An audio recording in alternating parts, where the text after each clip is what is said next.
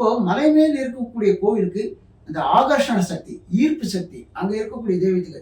இப்போ அடுத்த கேள்வி நம்ம கேட்கலாம், என் கீழே இருக்கக்கூடிய தெய்வத்துக்கு இல்லையா? நம்ம மனசும் ஒரு பாரம் குறைஞ்ச மாதிரி இருக்கு.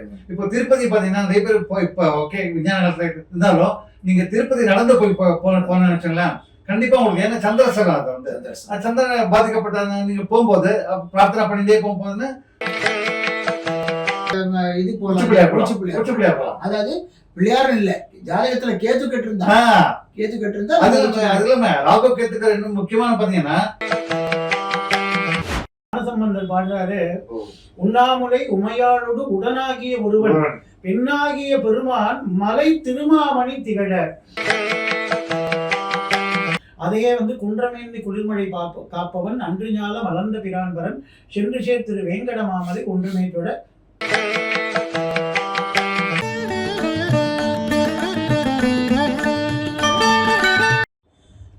ஸ்ரீ குருபியோ நமகா. அதிர்ஷ்ட ஜோதிடம் அகத்தியர் அதிர்ஷ்ட ஜோதிடம் என் சீதாராமன் அவர்களோடு இணைந்து இன்னைக்கு சிறப்பு விருந்தினரா ஜோதிட வித்வான் மீனம் ராம் அவர்களும் வந்திருக்காங்க. வணக்கம் ஐயா. இன்னைக்கு ஒரு புதிய காணொலியோட நீங்கள் கொடுக்கக்கூடிய ஆர்வத்தினால தொடர்ந்து நிறைய நீங்கள் நல்ல விஷயங்கள் எல்லாம் கேட்டு எங்களுக்கு பதிவு கொடுக்குறீங்க. அதனால புது புது காணொலிகளை உங்களுக்கு கொடுக்கறதுல ரொம்ப சந்தோஷப்படுறோம். அந்த வகையில் இன்னைக்கு ஒரு புதிய விஷயத்தை உங்கள்கிட்ட பகிர்ந்து கொள்ள புதிய முயற்சியாக நம்முடைய சீதாராமன் ஐயா அவர்களிடத்திலிருந்து தொடங்குறோம். ஓம் ஸ்ரீ அகஸ்தீசாய நம. அனைவருக்கும் வணக்கம் ஐயா. வணக்கம் வணக்கம் வணக்கம். இப்போ பொதுவாகவே கோவில் அப்படின்னு சொன்னாலே நம்ம கிரவுண்டில் இருக்கக்கூடிய கோவில் எவ்வளோ இடம் இருக்குது போயிட்டு வரோம். நம்ம கீழே நிலத்தில் இருக்கக்கூடிய கோவில்கள், தண்ணீர்லேயும் ஒரு சில கோவில்லாம் இருக்கு, வாட்டர் மேலே இருக்கு, அதெல்லாம் இருக்கு.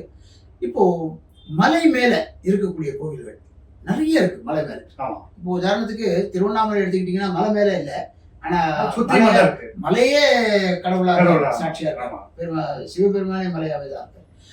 இப்படி பாத்தீங்கன்னா இன்றைய காலகட்டத்துல மலை மேல இருக்கக்கூடிய கோவில், இப்போ உதாரணத்துக்கு பழனி எடுத்துக்கோங்க, திருப்பதி எடுத்துக்கோங்க, கட்ரா அதாவது இந்த வைஷ்ணவி தேவி எடுத்துக்கோங்க, சபரிமலை எடுத்துக்கலாம். இப்படி எல்லா கோவில்லையுமே மக்கள் கூட்டம் அதிகமான ஒரு, அதாவது எக்ஸ்ட்ராடினரியா நான் சொல்றது கீழே இருக்கக்கூடிய கோவில் அபரிமிதமான ஒரு பக்தியும் ஒரு நம்பிக்கையும் ரொம்ப ஈர்ப்பு சக்தி ரொம்ப ஜாஸ்தியா இருந்து மக்களுடைய இது பக்தி அதிகமாகி நிறைய பேர் போக ஆரம்பிச்சிட்டாங்க. ரொம்ப சந்தோஷமான விஷயம் அது. மலை மேல இப்போ மலை மேல் இருக்கக்கூடிய கோவிலுக்கு அந்த ஆகர்ஷண சக்தி, ஈர்ப்பு சக்தி அங்க இருக்கக்கூடிய தெய்வத்துக்கு. இப்போ அடுத்த கேள்வி நம்ம கேட்கலாம், என் கீழே இருக்கக்கூடிய தெய்வத்துக்கு இல்லையா அப்படின்னு. அப்படி கிடையாது. அந்த மலை மேல இருக்கக்கூடிய தெய்வத்துக்கு அதிகப்படியான, இப்போ ஒரு பேங்க்ல 8% தரான்னா இன்னொரு பேங்க்ல 9% தரான்னா, ஸோ இவங்க கொடுக்கலன்னு இல்லை, 1% ஜாஸ்தி. அதுதான் விஷயம். அப்போ அடுத்த அந்த மலை மேல் இருக்கக்கூடிய தெய்வத்துக்கு ஏன் ஆகர்ஷண சக்தி அதிகம், ஏன் மக்கள் கூட்டம் அவ்வளோ போறாங்க? ஜோதிட ரீதியா, ஜாதக ரீதியா யாரெல்லாம் மலை மேல் இருக்கக்கூடிய கோவிலுக்கு போனாக்கா எந்த மாதிரியான பலன்கள் அவங்களுக்கு எவ்வளவு சீக்கிரமா ரெக்டிஃபை ஆகும் அப்படின்றத ஐயா மீனம் ராம் நீங்க கொஞ்சம் விளக்கி சொல்லணும்னு கேட்டுக்கிறோம். இப்ப நார்மலாவே மலை மேல கோயிலுக்கு போகும்போது என்னன்னா நம்ம நடந்துதான் போனோம். ஆக்சுவலா நிச்சயமா பாத்தீங்கன்னா வண்டியில வச்சு போகக்கூடாது. ஏன்னா நம்ம நடந்து போகும்போது நம்மளுடைய அந்த இதை பகவான் என்ன பண்றதுன்னா நமக்கு ஆதரவா இது பண்றாரு. அவரு நம்ம மனசும் ஒரு பாரம் குறைஞ்ச மாதிரி இருக்கு. இப்போ திருப்பதி பாத்தீங்கன்னா நிறைய பேர் இப்ப ஓகே விஞ்ஞான காலத்துல இருந்தாலும் நீங்க திருப்பதி நடந்து போய் போன வச்சுங்களேன், கண்டிப்பா உங்களுக்கு ஏன்னா சந்திரசரம் அது சந்திரன் பாதிக்கப்பட்ட நீங்க போகும்போது பிரார்த்தனை பண்ணிட்டே போகும்போதுன்னு அந்த சுத்தி இருக்கிற அந்த வைப்ரேஷன் உங்களுக்கு இன்னும் அதிகமா கிடைக்கும் பலன்கள். ஆமா, நீங்க பார்த்து சபரிமலைக்கு ஏன் பாத்தீங்கன்னா நடந்து போறாங்க, நடந்துதான் போய் ஆகணும் அவங்க. அந்த மாதிரி சில இடத்துல எல்லாம் அப்ப பாத்தீங்கன்னா இப்போ செவ்வாய் தோஷம் இருக்கு, அது மாதிரி இப்ப ப்ராப்ளம்னா என்ன பண்றாங்க, முருகனை பாக்குறாங்க, மலை மேல இருக்கு முருகனை, நரசிம்மரை பாக்குறாங்க. இப்போ நீங்க சொல்றபடி பாத்தீங்கன்னா ஜாதகத்துல செவ்வாய் வீக்காவோ நீச்சமாகவோ இருந்தா பாதிக்கப்பட்டோ இருந்தா நீங்க சொல்ற மாதிரி சோழிங்கர் போலாம். ஆமா, மலை மேல இருக்கக்கூடிய முருகனை அதே மாதிரி மனோகாரகன் சந்திரன் பாதிக்கப்பட்ட நீச்சமா இருக்காரோ இல்ல அவர் அஷ்டமஸ்தானத்துல இருக்காருந்தாலும் பாத்தீங்கன்னா நீங்க திருப்பதிக்கு போனீங்கன்னா ரொம்ப நல்லது. ஓகே. So இது மாதிரி எல்லாம் இருக்கு. இப்போ புதன் வந்து வீக்கா இருக்காரு சபரிமலைக்கு போலாம், இதுக்கும் பெருமாளை போய் பார்க்கலாம். பெருமாள் மலை இருக்கக்கூடிய பெருமாளை போய் பார்க்கலாம். ஏன் சபரிமலை சொல்றீங்க புதனுக்கு? புதன் பாத்தீங்கன்னா புதன் பாத்தீங்கன்னா அலிகிரகம் உங்களுக்கு வந்து அங்க பாத்தீங்கன்னா சபரிமலை பாத்தீங்கன்னா யாரு சிவனும் விஷ்ணுவோட அம்சம் அங்க ஒரே ஒரு அம்சம், ரெண்டும் ஒரே இருக்கிறதுனால புதனுக்கு போலாம். முக்கியமா ஏழரை சனி காலத்துல வந்து நீங்க வந்து அங்க போய் பாத்தீங்கன்னா கண்டிப்பா அந்த பாதிப்பு வந்து உங்களுக்கு ரொம்ப ரொம்ப அப்படியே குறைஞ்சிரும். சனியோட பாதிப்பு இருந்தாலும் சபரிமலை கண்டிப்பா போலாம். ஸோ இவர் ஐயா சொல்றது வந்து பாத்தீங்கன்னா ஜோதிட ரீதியா ஜாதகத்துல எந்த கிரகம் வந்து நமக்கு சாதகமா இல்லையோ அந்த கிரகத்தினுடைய தெய்வத்தை கீழே கிரவுண்ட்ல இல்லாம மலை மேல் இருக்கக்கூடிய கடவுளை போய் தரிசனம் பண்ணா இப்ப ஜாஸ்தி. இப்ப நீங்க சொன்னீங்க சூரியன் சொன்னீங்க, சூரியனுக்கு நீங்க சொன்ன மாதிரி திருவண்ணாமலை வந்தா கூட மலையே தான் சூரியனுக்கு ரொம்ப ரொம்ப அக்னீஸ்வரம் சொல்றாங்க. இது மாதிரி ரெண்டாவது ஐயா சொல்ற மாதிரி நீங்க கூட ஒரு இடத்துல சொன்னீங்க சூரியனுக்கு மிக நெருக்கத்தில் மலை மேல போக போக சூரியனுக்கு மிக நெருக்கத்தில் வந்து அந்த கோயில் இருக்கும்போது அந்த ஈர்ப்புத்தன்மை வந்து அந்த மேல கலசத்துல ஏற்பட்டு நமக்கு பலன் வந்து அதிகமாக ஏற்படுது அப்படின்றது ரெண்டு பேருமே ரொம்ப அற்புதமா சொன்னீங்க ஐயா. இப்போ என்னுடைய சந்தேகம் என்னன்னா, இப்போ ஐயா ஜோதிட ரீதியா சொன்னாங்க, இப்ப நீங்க குருக்கு எது சொல்றீங்க? நீங்க குரு சலம் இருக்கு இல்லையா, குரு சலம். குரு பாத்தீங்கன்னா சுவாமி மலைக்கு போறோம். ஏன்னா அங்க முருகரே வந்து இப்ப பிள்ளையாருக்கு பாத்தீங்கன்னா நம்ம இது போலாம், அதாவது பிள்ளையாரும் இல்ல ஜாதகத்துல கேத்து கட்டிருந்தா அதுல ராகு கேத்துக்கிற இன்னும் முக்கியமான பாத்தீங்கன்னா குக்கை சுரமணின்னு இருக்கு இல்லையா, அது மலைதான். மலை அது சுத்தி இதுதான். மலை மேல் இருக்கக்கூடிய கிரக தெய்வத்தை வந்து கிரகங்கள் சரியில்லைன்னா கீழே இருக்கிற கோயிலை விட மலை மேல இருக்கக்கூடிய கோயிலுக்கு பலன் அதிகம், ஆகர்ஷண சக்தி அதிகம் சொல்லியிருக்காரு. ரொம்ப சந்தோஷம். இப்போ ஆன்மீகத்தில் இதை பத்தி என்ன சொல்றது அப்படின்றது நீங்க கொஞ்சம் விளக்கணும். அதாவது தேவாரத்துல ரொம்ப அற்புதமான ஒரு பாடல் இருக்கு.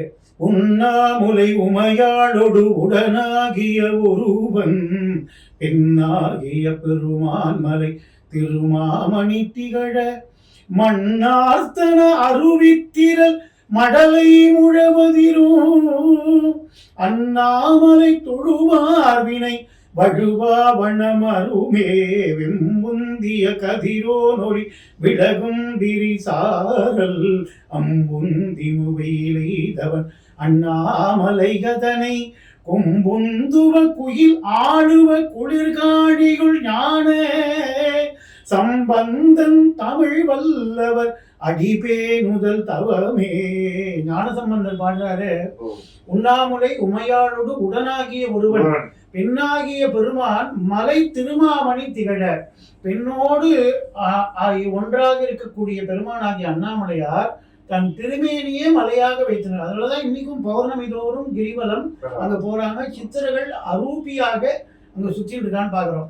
அது மாதிரிதான் ஒவ்வொரு இடத்துலயும் மலை மேல சோழிகள் மேல கடிகாச்சலமாக நம்ம நரசிம்ம சுவாமி இருக்கிறதாகட்டும், திருப்பதி மேல திருமாமலை மேல திருப்பதியில சீனிவாச பெருமாள் அனுகிரகம் பண்றதாகட்டும், உச்சி பிள்ளையார் வந்து மலைக்கோட்டை உச்சி மலை மேல திருக்கழுக்குன்றம், சபரிமலையில சுவாமி சொன்னீங்க.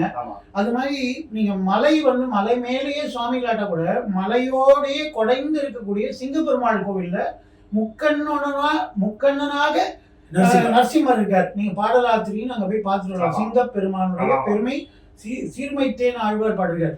அது மாதிரி இருக்கு. அதே போல திருமண ஸ்தலமா இருக்கக்கூடிய திருப்பரங்குன்றம் அங்க பார்த்தீங்கன்னா மலைக்கு பாறையிலேயே முருகன் வந்து தேவையான கல்யாணம் வந்து இருக்காரு. சோ இப்படி மலையே திருமேனியாகவும் மலையே கோயிலாகவும் நிறைய கோயில் பாத்தீங்கன்னா குன்றக்குடி, குன்றத்தூர் இப்படி பாத்தீங்கன்னா குன்றங்களை கோவிலா கொண்டவரா இருக்காரு. அது மாதிரி திருவண்ணாமலை, இந்த மாதிரி மலையே கழுகுமலை, புதிய மலை, புதிகாச்சல மலை இப்படிலாம். அது போல குன்றம்னா திருநெடுங்குன்றம், திருமுதுக்குன்றம், விருத்தகிரீஸ்வரர், பழமலைநாதராக இப்படி எல்லாமே மலைகளை போட்டுனா இது மலை மேல இருக்கிறதுக்கு ஜோதிட ரீதியா நீங்க சொன்னீங்க. ஏன்னா 9 கிரகங்களுக்கும் தலைவனா இருக்கிறவன் சூரியன். அந்த சூரியன் தான் தெய்வங்களுக்கு நேத்திரமா இருக்கா. அதனாலதான் அற்புதமா புருஷ சுத்தத்துல சொல்லும்போது சக்ஷோ சூரியோ அஜாயதா அப்படின்னு சொல்றது. அதாவது சக்ஷுனா பார்வை. இந்த பார்வையா பகவானுக்கு யார் இருக்காருன்னா புருஷ சொல்றது சூரியன் இருக்கா. சந்திரமோ மனசோ ஜாத்தகா, மனசா யாருக்கான சந்திரன் இருக்கான கிரகங்கள்லாம் தெய்வத்திரத்துல எப்படி சாநித்தியம் இருக்குன்னு சொல்லுவாங்க. அப்ப தெய்வ பார்வை கிடைக்கணும்னா சூரியன் பார்க்கும் மூலமா பெறணும் தான். அதனால நாம் பார்க்கக்கூடிய கண்கண்ட தெய்வம், கண்ணால தெய்வத்தை பார்க்க முடியாது, ஆனா பார்க்க முடியும்னா சூரியனா பார்க்கலாம். சூரிய நாராயணன்னு சிவசூரியனும் நாம கொண்டாடுறோம், சந்திரனும் இருக்காரு. ஸோ இவர்கள் சாட்சி பூதர்கள்னு பேரு. அப்ப அந்த சூரியன் நவகிரகத்துக்கு நாயகனா இருக்கார், அவரை சுத்தி தான் மற்ற கோள்கள்லாம் இயங்குறது. அப்படி இருக்கும் பொழுது நீங்க சொல்லக்கூடிய இந்த பிருத்திவின்னு சொல்லக்கூடிய இந்த பூமி, அதற்கு கேது காரகனா இருக்கார். அதனுடைய உச்சம் எதுனா, இப்போ ஒரு பாவகிரகம் உச்சமாகணும்னா பரிகாரம் சொல்றீங்க நீங்க. அப்போ கேது வந்து பூமிகாரகன். இப்போ பொதுவா வந்து நிலம் சார்ந்த விஷயங்கள் அமையணும்னா கேது பகவான்னு சொல்லுவாங்க. ஆனா பூமிகாரகன்னு செவ்வாய சொல்றது உண்டு. அப்படி அந்த நீங்க சொல்றது ஒரு இது கரெக்ட் தான். எப்படின்னா கேத்துவும் செவ்வாயும் ஒரே இதான் சொல்றதுனால, ஆனா முக்கியமா செவ்வாய் வந்து பூமிகாரகன், கேத்து வந்து நிலங்கள் தொடர்பான இந்த தோஷங்கள்லாம் நீக்கக்கூடியவர். நீங்க சொல்லிதான் நான் கேள்விப்பட்டிருக்கேன், எனக்கு ஜாதகம் அவ்வளவு தெரியாது. அது நீங்க 2 பேரும் எக்ஸ்பர்ட்.